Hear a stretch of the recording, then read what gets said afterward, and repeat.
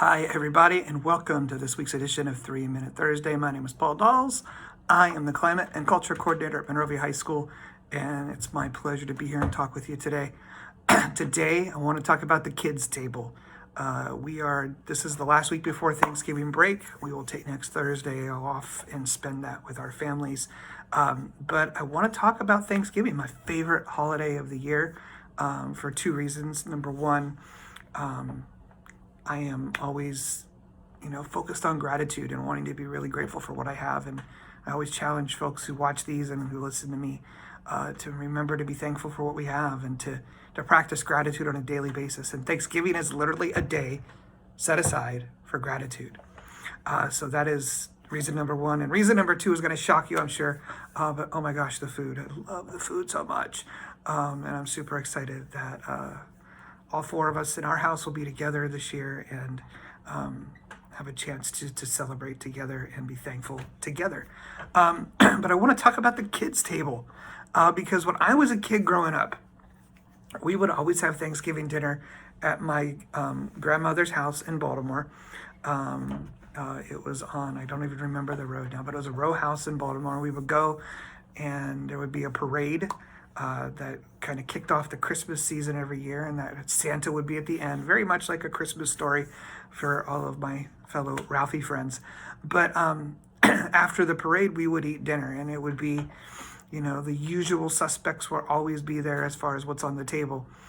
But what drove me crazy from when I was a small kid until I finally graduated to the big table was the little kid table that my brother and I and a few of our cousins sat at every Thanksgiving.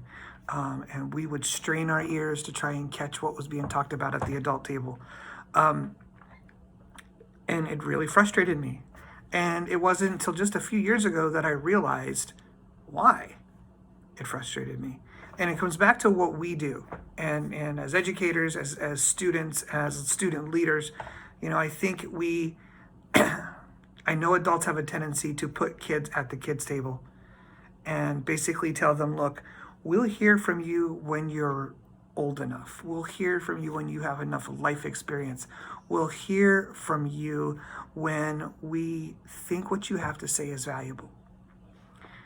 And that is one of the greatest mistakes that educators and educational leaders can make. The voice of the kids at the kids' table are the voices that should be the loudest. They're the voices that we should hear constantly. They are the people we should seek out and open a chair at the table for them and say, come sit here and talk to me about what you need, about what you feel, and about how you're doing. If you want to know how your school's doing, don't ask the adults. Ask the kids. If you want to know how they're feeling in their mental well-being, don't, look at a national survey. Ask the kids sitting in your classroom or ask the kids at the lunch tables. The kid table mentality needs to go away. And there needs to be a seat at the table for every kid.